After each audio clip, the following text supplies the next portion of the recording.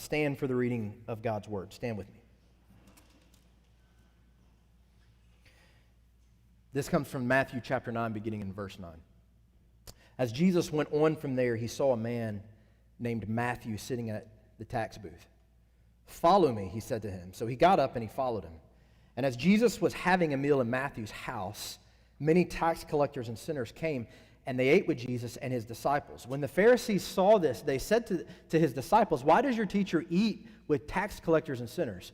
And when Jesus heard this, he said to them, he said, "Those who are healthy do not need a physician, but those who are sick, they do. So go and learn what this saying means. I want mercy and not sacrifice, for I did not come to call the righteous, but to call sinners." The word of God for the people of God. And if you would say with me, thanks be to God. You may be seated. You know, following Jesus is hard work. It's not complex, it's just hard work. It's simple, but it's also difficult. Sometimes learning how to follow Jesus is also difficult. So I always, as I'm putting together a message like this, you know, it would have been much easier to preach on blessed are the poor in spirit, because that's immediately applicable to all of us. But when we start talking about what we're going to talk about today, like the textual history of the Gospel of Matthew and how the church revered the Gospel of Matthew in the 1st and 2nd century and what that means, it seems like it's irrelevant and doesn't make any sense, but I need you to hang with me through this message, because at the end, I'm going to talk to you about why this is so important. But following Jesus is sometimes hard work. Sometimes understanding exactly what this gospel is and how it should function in our lives and whether or not we want to pay attention to it, whether or not it should hold our attention, those are important issues. And so sometimes we have to do the hard work in order to get to the good stuff. I was thinking about this because Friday, it was a really long week. Summer has started, and so we've been here a lot every day doing the summer program. And when I got to Friday, I had planned a hiking trip into Harper's Creek up in the Lenoir area. And so when I woke up Friday, I actually thought, you know, it would be really nice to just kind of have a day and sleep and rest. And then I went out into the sunshine, and I was glad I did. You know, and I think sometimes studying God's Word and coming to church can be like that. You wake up and you think, you know, it would actually be a lot nicer to just fix a cup of joe and watch my favorite show and relax on the back porch. And then you show up and you realize that you're kind of glad you did, or maybe not. But I'm thinking that maybe you're glad you did. And so sometimes following Jesus can be like that. It takes hard work. We have to try to understand. We have to exercise our minds. So I'm going to need you to do that with me today. If you don't know, you can find all of these sermon notes on our app. And so all I do is I print them out and I go through them. So here's what we're going to do.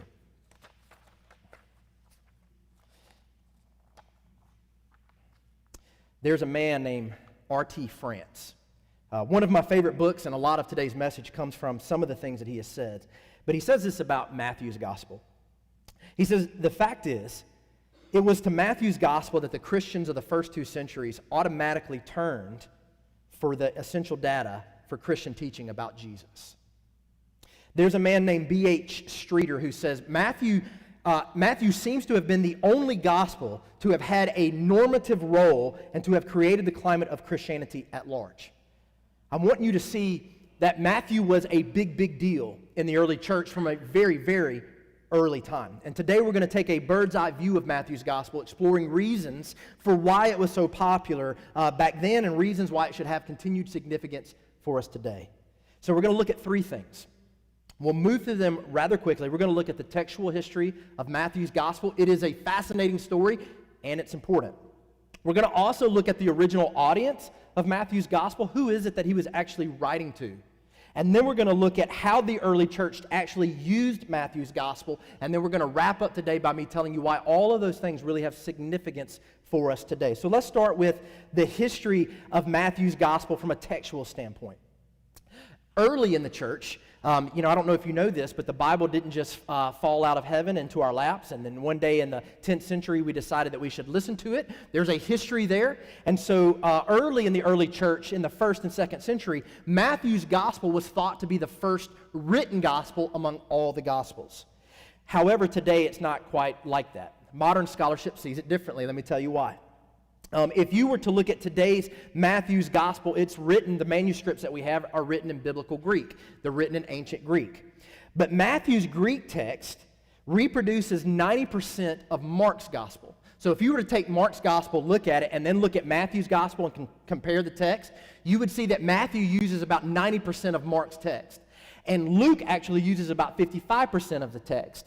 And both Matthew and Luke, in about 50% of their reproduction of Mark, I know that's a lot of information, about 50% of their reproduction of Mark's text is word for word.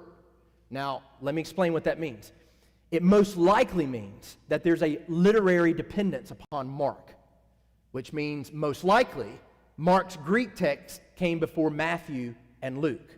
So modern scholarship does not see Matthew as being the first gospel. They see it as being either the second and maybe even more likely the third, okay? So modern scholars don't agree that it was the first gospel. I'm going to maybe give you some other options. Here's something else that people think about Matthew. When you look at Matthew and Luke both have material that they share in common. So in the same way that Matthew seems to reproduce like word for word statements in Mark, we see the same thing between Matthew and Luke that they don't share with Mark. In other words, it seems that Matthew and Luke seem to have had another source of information that they both had in common that Mark was not familiar with. So it makes us think that there was this other source. It's what, if you might hear this word on the History Channel or somewhere else, I don't know where you might hear it, but it's the idea of called Q. It's the Q source. Okay, the Q source is a bunch of sayings from Jesus that Matthew and Luke share in common word for word, but that Mark and John do not.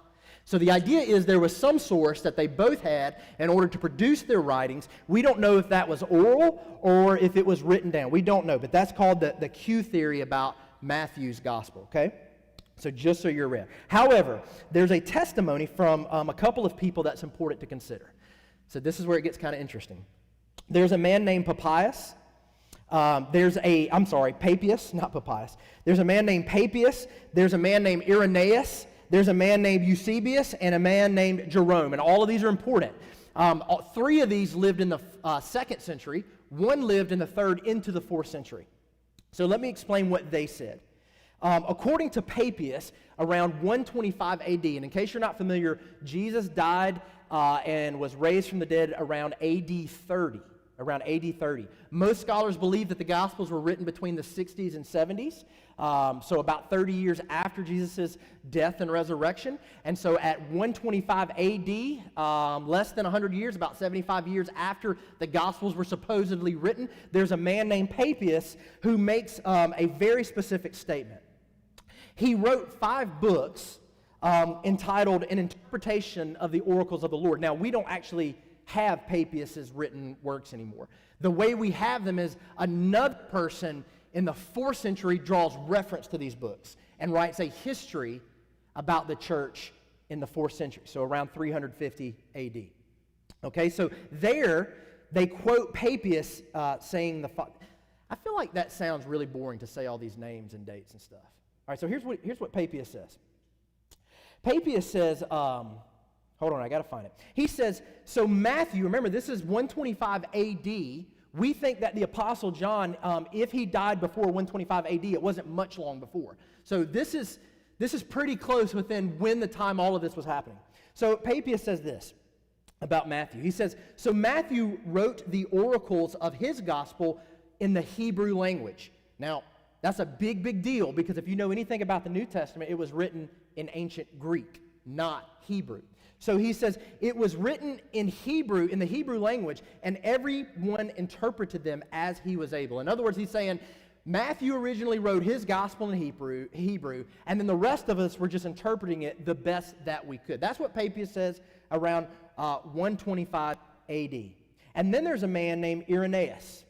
Irenaeus was alive from 130 AD to about the end of the 2nd century, and he writes this about Matthew. He says, Matthew produced a gospel in written form among the Hebrews in their own language at the same time when Peter and Paul were preaching the gospel and founding the church in Rome. Now, if you know about when Peter and Paul were founding the church in Rome, that was happening in the late 50s AD, so that's really, really early. So if Matthew wrote a Hebrew gospel at the same time that Peter and Paul were establishing a church in Rome, that means Matthew's gospel was written very, very early. That's a really important historical point. And then there's a man, Eusebius, And this is the historian who tells us about Papias. Eusebius himself concluded in the 4th century that among all those who were companions of the Lord, only Matthew and John have left us their memoirs. And tradition has it that it was through the force of circumstances that they turned to writing. In other words, they had to put it in writing. For Matthew had preached at first to the Hebrews, but when he was about to go off to others, he handed on to them in writing the gospel according to his version in his native language, and so by means of his writing made for the lack of his own presence with those from whom he was being sent. All right, so let me tell you what's going on. Eusebius says, here's what Matthew did. Matthew had a ministry among the Jewish people. Now, we learned last week that in itself is a big deal because Matthew was not just your regular faithful Jew. Matthew was a tax collector, which means most Jewish people did not like tax collectors. Because if you were a Jew who was a tax collector, you were kind of fighting for Rome, and Rome was not the kind of country they were ready to be submissive to. So it was a big deal. So he's saying he had a ministry among his own people, wrote a gospel in his native tongue because he was going to share the gospel elsewhere, so he had to leave them with something. So what did he leave them with? He left them with Matthew's gospel, which was written, he says, in Hebrew at the same time that Peter and Paul were establishing a church in Rome. Now, it keeps going. There's a man named Jerome. Now, this name's very significant. Have any of you ever heard of the Vulgate? Anybody heard that terminology before floating around in religious circles? The Vulgate was a Latin translation of the Bible by Jerome in the 4th century. So he's a big deal. So the author of the Latin Vulgate in the middle of the 4th century, he says this about Matthew. He says, Matthew, who is called Levi in other Gospels, a former tax collector, then an apostle, first composed a gospel of Christ in Judea for the sake of those who had come to faith out of the circumcision in Hebrew letters and words, who subsequently translated it into Greek is not known for sure. The Hebrew text itself is still preserved to this day in the library at Caesarea. And then Jerome claims to have had access to this Hebrew text, which we do not have, and he also did not know who translated into Greek. So here's what he's saying. He's saying, all right, Matthew did write an original gospel in Hebrew, and that gospel there's a version of it, a copied version of it, at the library of Caesarea, which is not far from Jerusalem, the place where the Jewish people would have been. And Jerome claims to have had access to this Hebrew gospel. All of this is a big deal, but here's what he says. He says, we don't know who would have translated it into Greek. We don't know who did that, but he claims to have had access to it. So, what's going on? All right, because that was a lot of information that you're thinking is incredibly interesting. You've probably all taken notes about who they were, the dates they lived. All right, so here's why this is kind of interesting. First, it's possible, some scholars think, that Matthew was the first gospel written, but written in Hebrew, which would also indicate that it was written very, very early, at a time when the church was primarily made up of Jewish Christians while Paul and Peter were still alive, AD 60.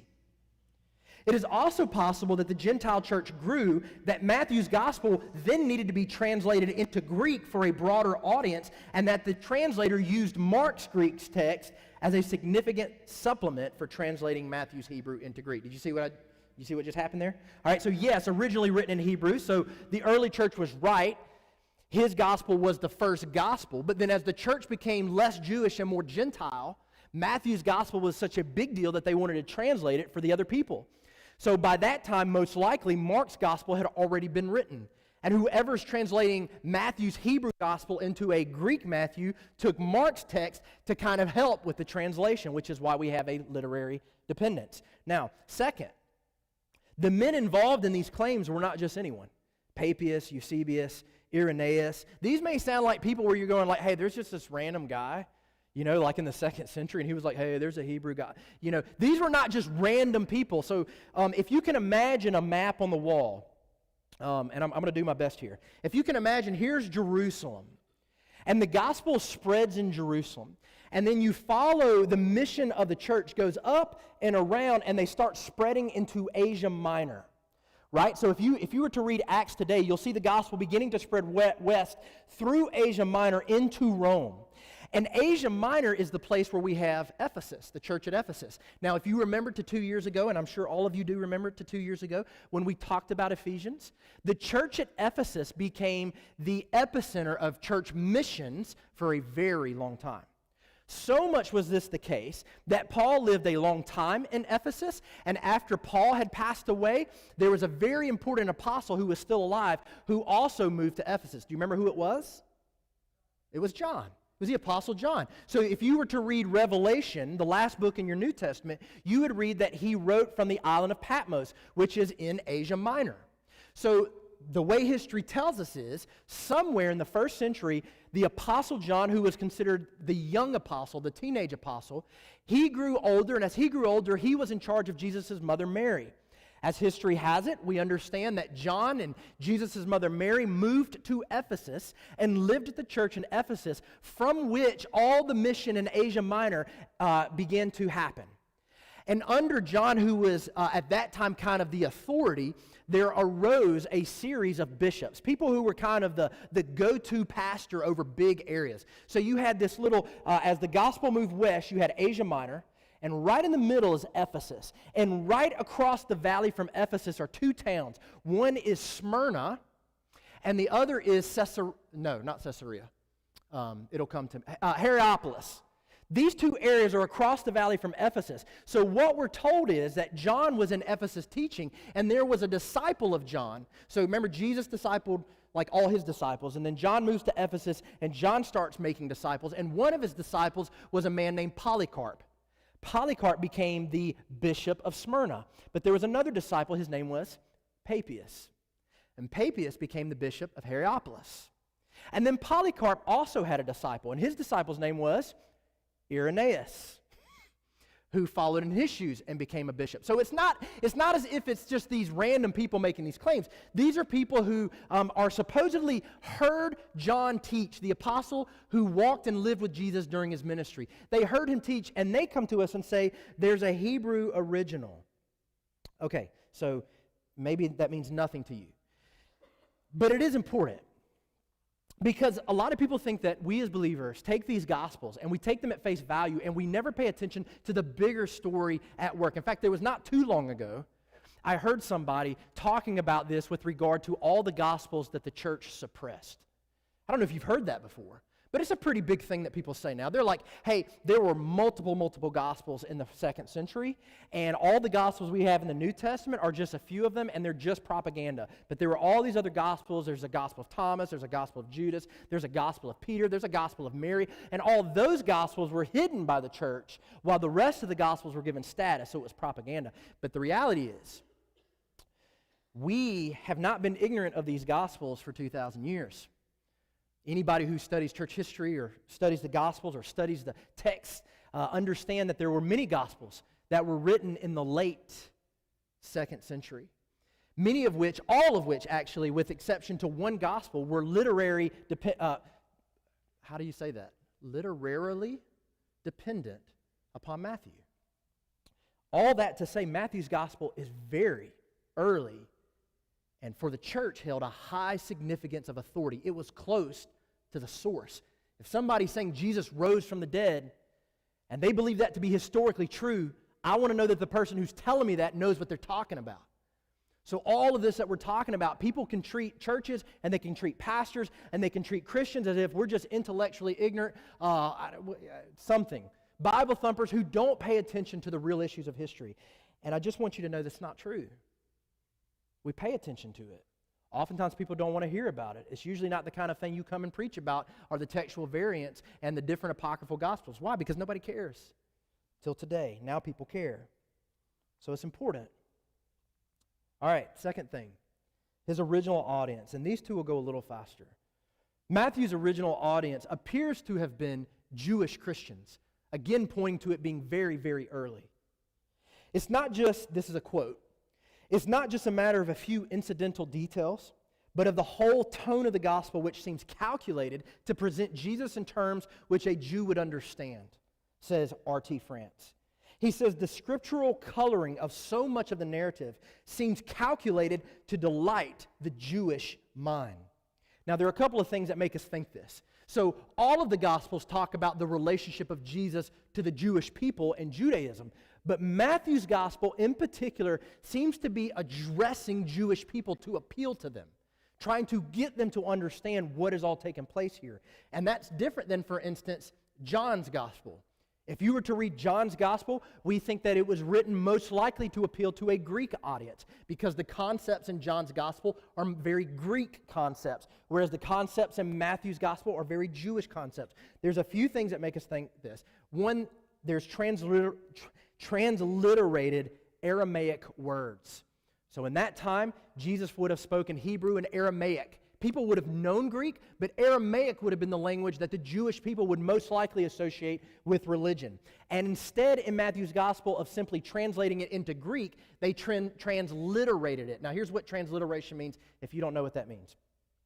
Let's say let's just use one. There's a concept in Matthew's Gospel called raka.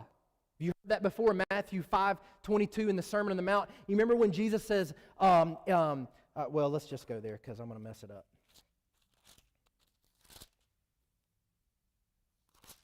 Matthew chapter 5. Jesus says, "You have heard that it was said to an older generation, 'Do not murder, and whoever murders will be subjected to judgment. But I say to you that anyone who is angry with a brother will be subjected to judgment. And whoever insults a brother will be brought before the council, and whoever says, quote, 'fool,' will be sent to hell." Now the word fool there, for us, is a translation. But in Matthew's text, it's a transliteration. So imagine if you were to translate the word fool into Spanish. You would not look for the equivalent of their word for fool and use that word. Instead, you would take the letters of Spanish and make them pronounce fool. That's a transliteration. Does that make sense? You would still notice that it's your word, but it's using another language's alphabet. That's kind of what's happening. So the idea was he was trying to preserve the Jewishness of these terms. And there's multiple places in Matthew's Gospel where instead of translating it, they transliterate it because the audience is still Jewish. Now, also, Matthew's Gospel, more than any other Gospel, addresses Jewish cultural things that only they would be very familiar with, such as hand washing, phylacteries and tassels, burial customs, and issues involved in Sabbath travel. Also, what makes us think is because Matthew carefully portrays the Old Testament in his gospel. He constantly has references to the Old Testament, in fact, over 60. Jesus is the one who has come to fulfill the law in Matthew 5. Over and over and over. So all of this to say that whereas the other Gospels include the Jewish part of the story in the story, Matthew specifically seems addressing the Jewish people to say, let me tell you why this Gospel matters for you. Okay, third thing.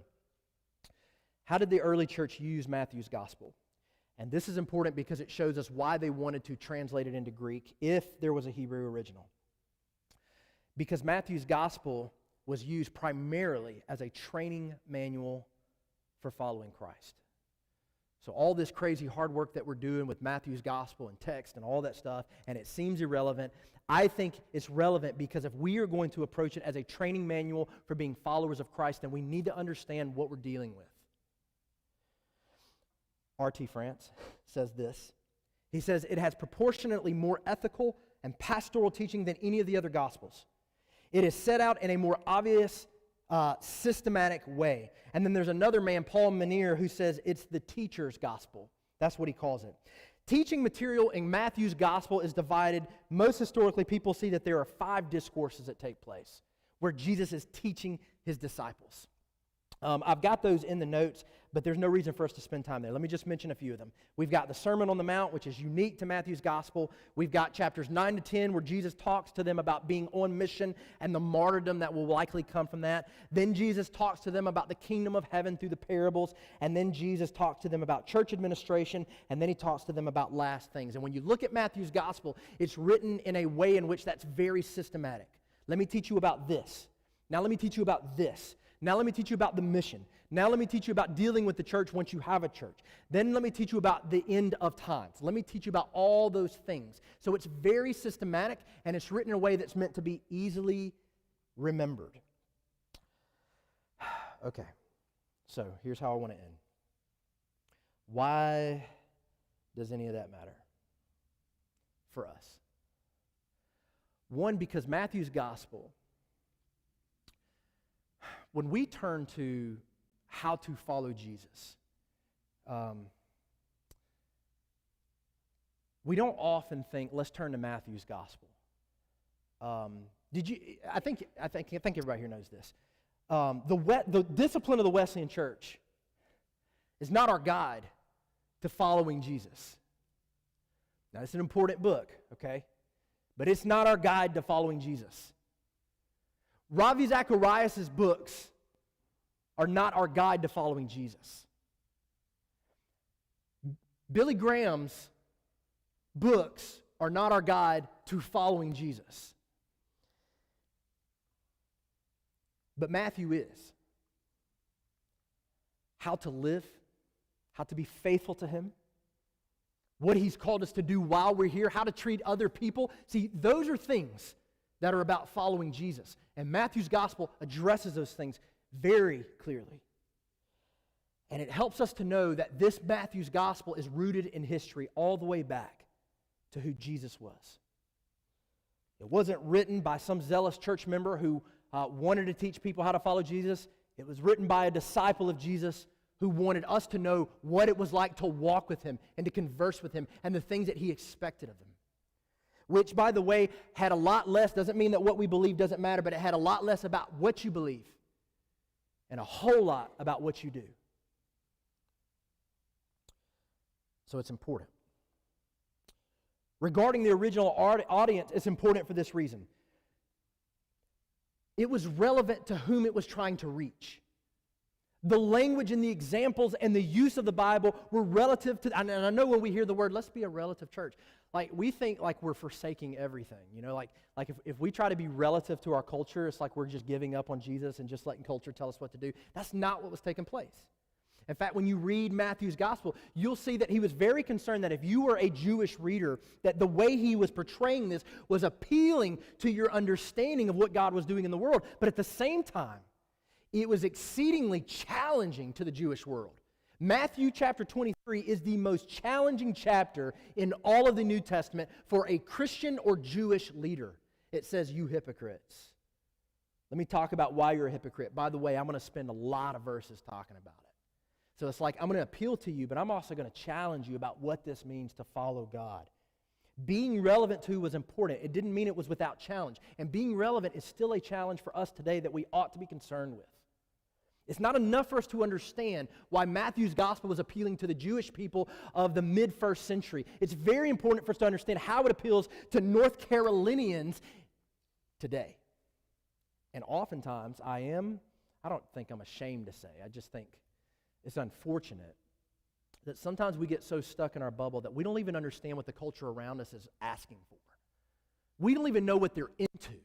You see what I'm saying? Like, we're so concerned with our own questions that we don't even know what interests the world around us. We don't know the things that are driving them.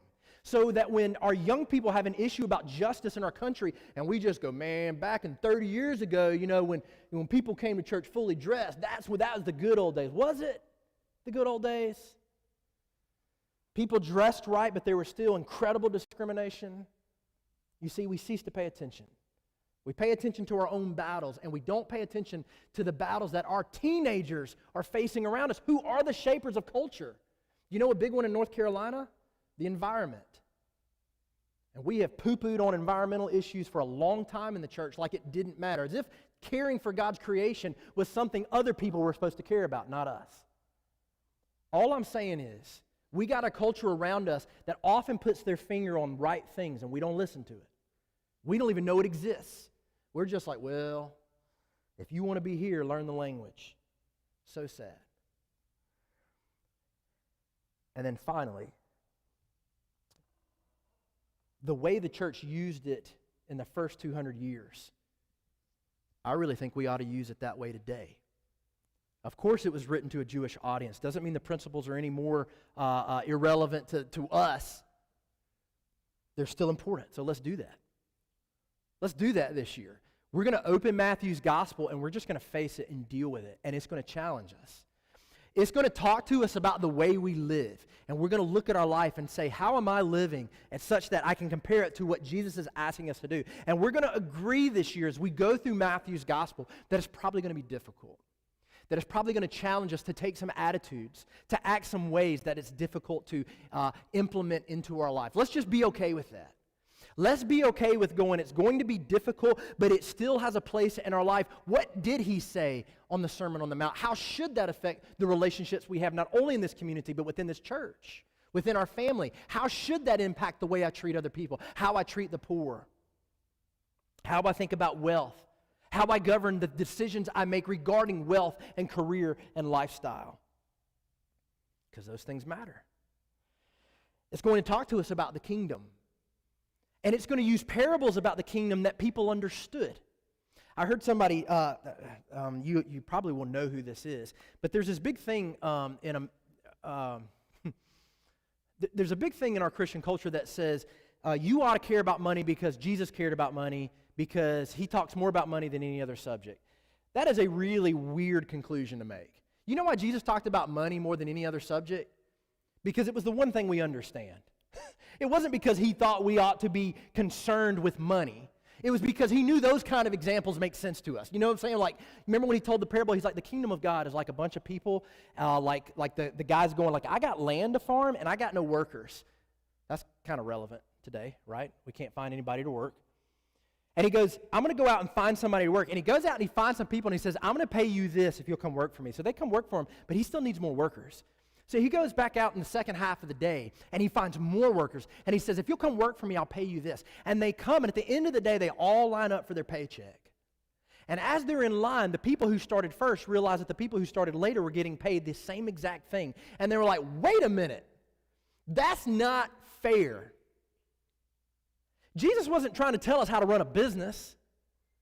He was trying to show us how we deal with the sense of injustice all the time, especially when it regards people who he counts as being in the kingdom. You see what I'm saying? So we're going to do that this year. We're going to spend a lot of time in Matthew. We're going to follow it, pay attention to it, and start trying to ask what it means to make that a part of what it means to follow Jesus in our lives. We're not going to go to the next new book written. I know there's plenty of good ones. We don't need another book. Oh my goodness, Lord, save us from another book. We just need to start with the simple things, like being a light in darkness. You know what I'm saying? Like, if that's not enough challenge, please don't go buy that to go get another book from Barnes & Noble's best-selling list. Would you stand with me? I know that's a weird way to finish today. I'm going to close this in prayer, then I'm going to ask you to not just take off, because I want to remind you, if you have children in children's church today, I want to remind you what they learned. So I'm going to do that in just a second, but let me pray for you. Eyes open. That's okay. Heads up, eyes open. May the Lord bless you and be with you and keep you and make his face to shine upon you. May he help you to want, to desire, to follow him. Even when there are things you're unsure of, things that don't always make sense. May he continue to give you favor in your pursuit of doing the things he's called you to do, even when they're hard, even when they take work. In Jesus' name, amen. Before you're dismissed, when you go to pick up your children, and we have changed things to where you cannot send your children to pick up your children, you go pick up your children, and when you go, here's what they're learning about. Learning to see yourself the way God sees you. That's kind of their big theme. And today's bottom line was God can use you no matter what, in the same way that he used Matthew. God can use you no matter what. So when you go to pick up your children, just ask them. If you don't do it when you pick them up, ask them today, what did you learn today? Because let me say something, it's not Bryce's job to do all the work for us. It's not. She gets 30 minutes a week. We get, a lot of hours. You are dismissed, church. I love you.